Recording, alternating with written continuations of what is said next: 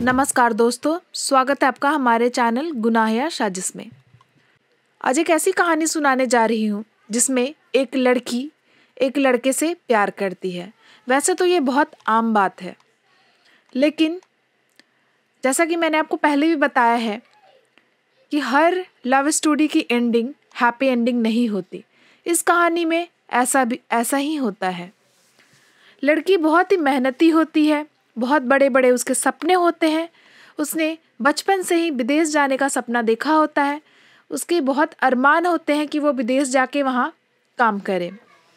जब वो लड़के से मिलती है तो उसे ऐसा लगता है कि उसके सपनों को उड़ान मिल गई है।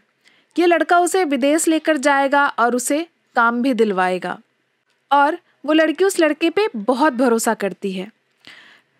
और फिर वो लड़की विदेश तो नहीं जाती, लेकिन एक ऐसी जगह पहुंच जाती है जिसको सुनकर आप भी शॉक्ड रह जाएंगे।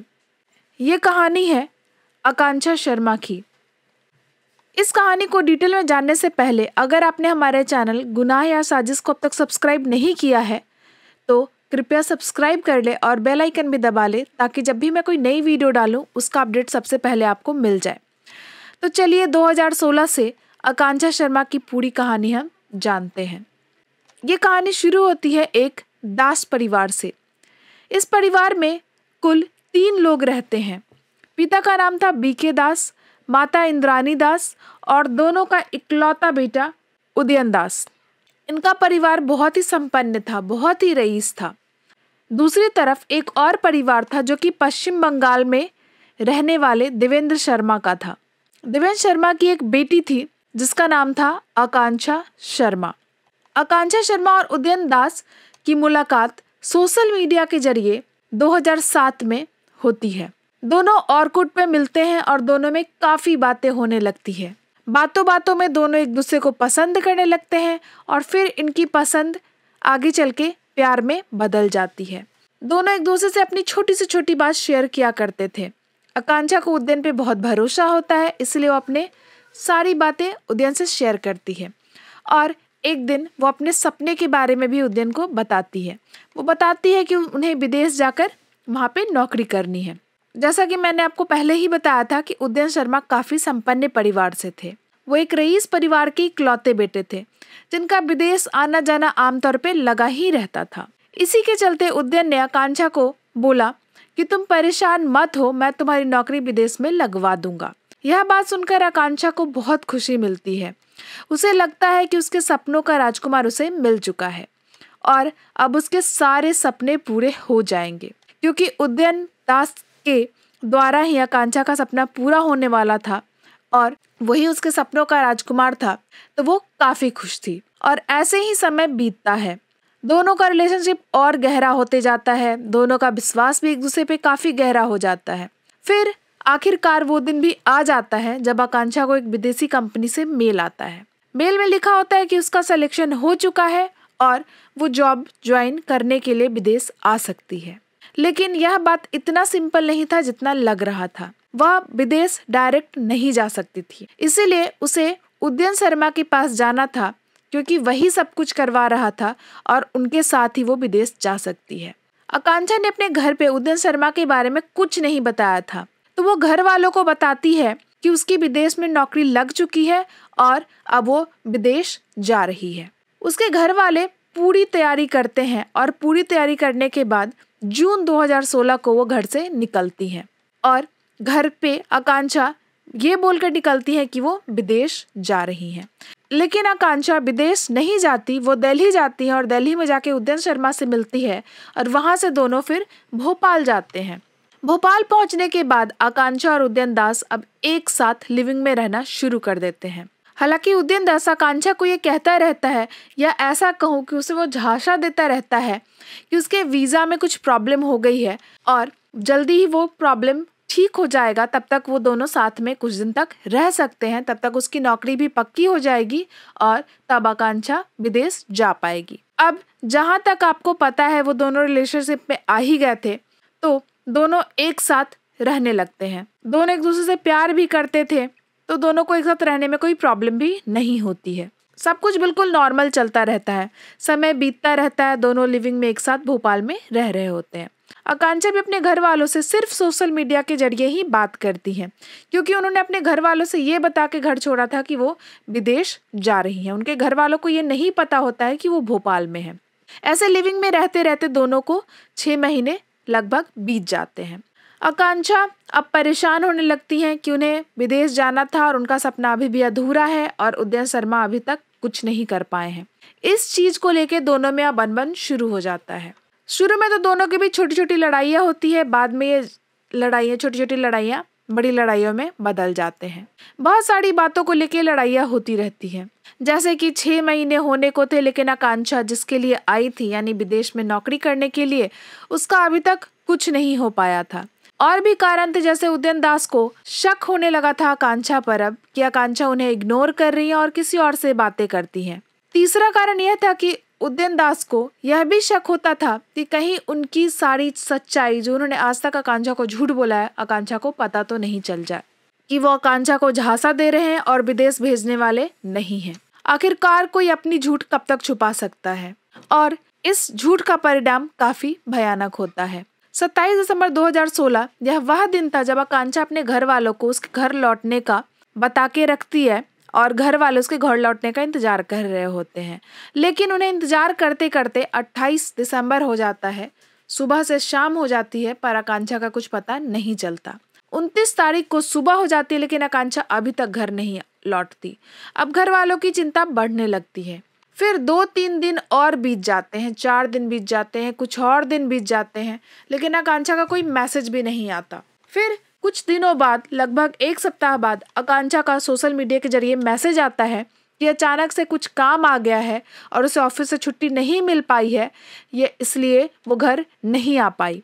ये बात सुनकर घर वालों को अच्छा लगता है, उनकी चिंता दूर हो जाती है कि उनकी बेटी ठीक है और काम की वजह से घर नहीं आ पाई है। कुछ दिनों तक तो सोशल मीडिया के जरिए घर वालों की आकांक्षा से बात होती रहती है। कुछ दिनों तक, कुछ महीनों तक बात चलती रहती है। बात का सिलसिला धीरे धीरे काफ़ी कम होने लगता है। जैसे पहले तो 1-2 दिन पे बात हो जाती थी, फिर 1-2 सप्ताह पे, फिर 1-2 महीने पे, और धीरे धीरे करके ऐसा हो जाता है लगभग कि 3-4 महीने हो जाते हैं, पर आकांक्षा की उसके घर वालों से कोई बात नहीं होती। घर वाले अब काफ़ी परेशान हो चुके थे। आकांक्षा का उन्हें कोई खबर नहीं मिल पा रहा था, उन्हें नहीं पता चल रहा था उनकी बच्ची किस हालत में है।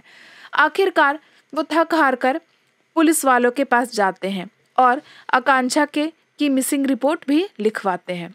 वो पुलिस को बताते हैं कि 4 महीने से उनकी अपनी बेटी से कोई बात नहीं हुई है, और वो बताते हैं कि लास्ट टाइम आकांक्षा ने कॉल करके वो घर आने वाली है, ये अपने घर वालों को बताया था। उसने ये भी बताया था कि उसने टिकट भी ले ली है और अब वो घर आ रही है, लेकिन बाद में मैसेज के जरिए वो ये बताती है कि वो घर नहीं आ पाएगी क्योंकि उसका काम आ गया है और वो काफ़ी बिजी है। और थोड़े दिन तक कभी कभी उनकी बात हो जाती थी, लेकिन 4 महीने से बिल्कुल बात नहीं हो पा रही है। ये बात जानने के बाद पुलिस वाले आकांक्षा के घर वालों से वो नंबर भी मांगते हैं जिससे आकांक्षा से उनकी लास्ट टाइम बात हुई थी, और फिर पुलिस वाले रिपोर्ट लिखने के बाद आकांक्षा की छानबीन में लग जाते हैं।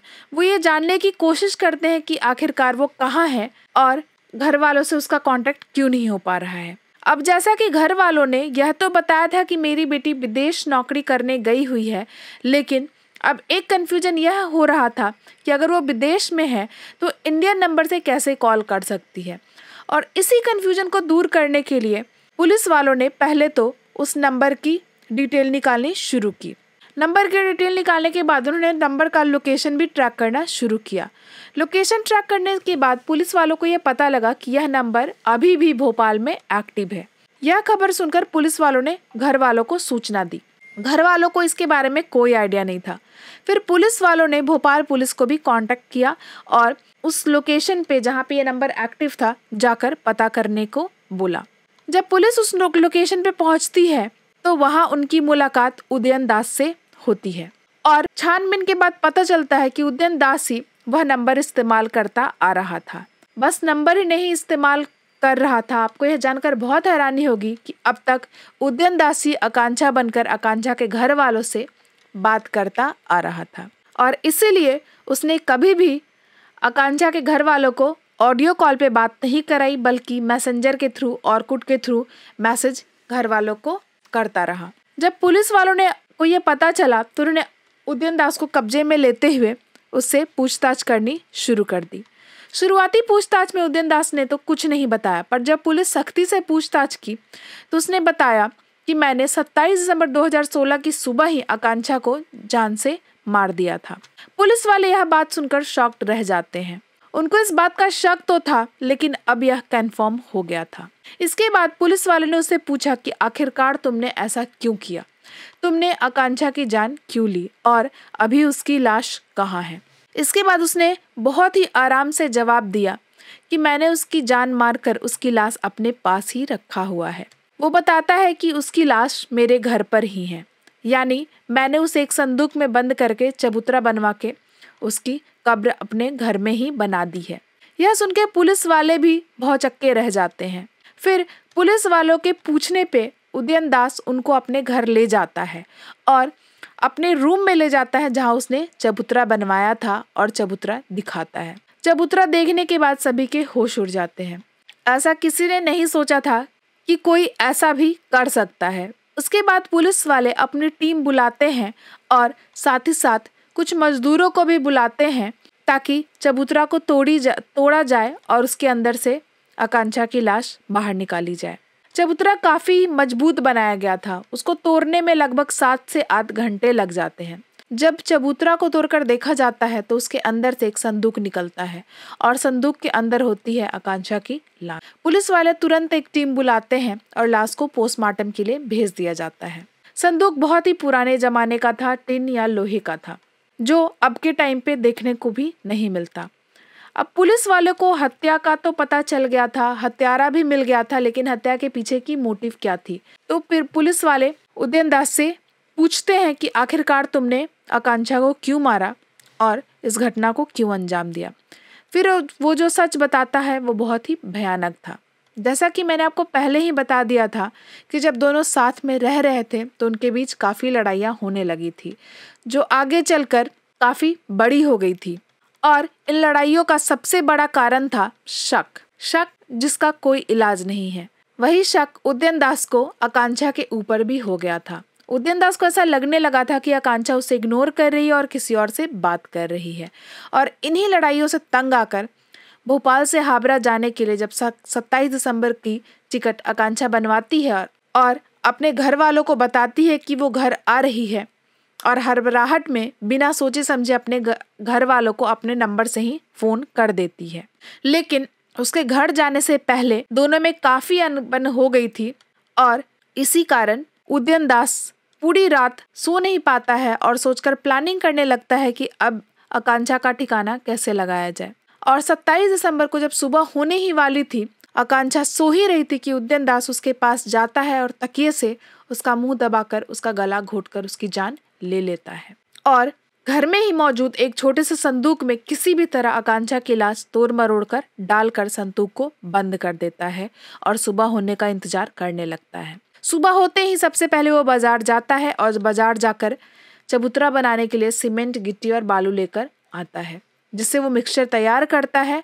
और सारी सामग्री लाकर अपने घर में आने के बाद वो मिक्सचर तैयार करता है और मिक्सचर तैयार करने के बाद संदूक को खोलकर संदूक के अंदर भी मिक्सचर डालता है, जिससे संदूक पूरी तरह बंद हो जाए और फिर संदूक डालकर उसके ऊपर चबूतरा बना देता है। घर में चबूतरा बनाने के बाद भी उदयन दास घर छोड़कर कहीं नहीं जाता, बल्कि उसी घर में रहता है, उसी घर में सोता है, चबूतरे पे बैठ के आराम से खाता पीता है, चबूतरे पे बैठता है। उसे किसी बात का कोई डर नहीं होता है।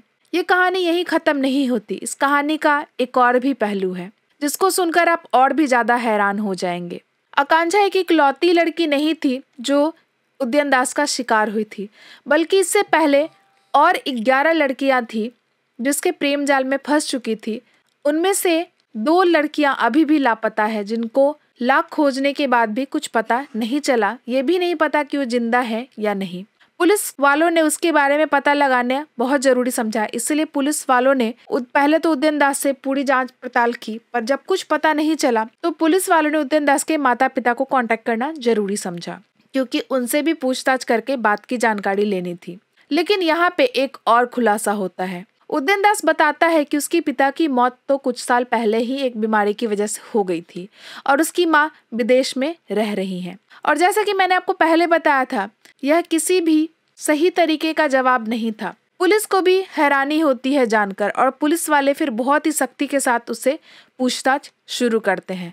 जब सख्ती के साथ पूछताछ की जाती है तो यहाँ पे उदयन दास जो खुलासा करता है वो बहुत ही भयानक था। वो बताता है कि 2010 में एक दिन बहुत तेज बारिश हो रही थी और उदयन दास अपनी माँ के साथ घर में अकेला था। पिताजी कहीं बाहर गए थे। उसने सोचा बारिश बहुत तेज हो रही है, आवाज कहीं दूर तक नहीं जाएगी, इसीलिए उसने अचानक अपनी माँ पर ही हमला कर दिया और उनकी जान ले ली। उसने घर पे ही अपने माँ की लाश को भी ठिकाने लगाया और अपने पिता के आने का इंतजार करने लगा। पिता के घर पे आते ही उदयन अपने पिता से कहता है कि आप आराम से बैठो, मैं आपके लिए चाय बनाकर लाता हूँ। और जब वो चाय बनाने जाता है तो उस चाय में बेहोशी की गोलियां मिला देता है। चाय पीने के बाद उसके पिता बेहोश हो जाते हैं और बेहोशी की हालत में वो पिता को भी खत्म कर देता है। अब दोनों को मारने के बाद वो घर के आंगन में ही दोनों को दफन कर देता है। यहाँ वो कहानी खत्म नहीं होती। घर में दफन करने के बाद उदयन दास वो घर को बेच भी देता है। पुलिस के पूछताछ के बाद उदयन दास पुलिस वालों को घर पे लेके जाता है, जिसको वो बेच चुका था और बेचकर वो भोपाल में रह रहा था। वहां जाकर उसके बताए हुए निशान पे जब खुदाई होती है तो वहां पे कंकाल मिलते हैं। डीएनए टेस्ट के बाद ये कंफर्म हो जाता है कि ये लाश उसके माता पिता की ही है, जिसे उदयन ने खुद मारकर दफन किया था। सारे सबूत मिलने के बाद और कुछ गवाहों को पेश करने के बाद उदयन दास को उम्र कैद की सजा हो जाती है। अभी भी उदयन दास जेल की सलाखों के पीछे ही है। अगर आकांक्षा की मौत नहीं होती और उसके माता पिता रिपोर्ट नहीं लिखाए होते तो शायद उदयन दास के माता पिता के बारे में किसी को पता नहीं चलता और उदयन दास की सच्चाई कभी बाहर नहीं आती। ये कहानी यहीं पे समाप्त होती है। अपनी राय हमें कमेंट के जरिए अवश्य बताएं। उम्मीद करती हूँ कि आपको हमारी मेहनत पसंद आ रही होगी, और अगर आपने यहाँ तक वीडियो देखा है तो हमारे चैनल को सब्सक्राइब भी करें, लाइक भी करें और ये कहानी अपने दोस्तों के साथ शेयर भी करें, ताकि बाकी लोग भी इस घटना के बारे में जान सके और सतर्क रह सके। अगर आप चाहते हैं कि मैं आपका नाम वीडियो के लास्ट में लूँ तो अपना नाम हमें कमेंट बॉक्स में ज़रूर बताएं। मैं आपसे फिर मिलती हूँ नई घटना के साथ। तब तक के लिए धन्यवाद।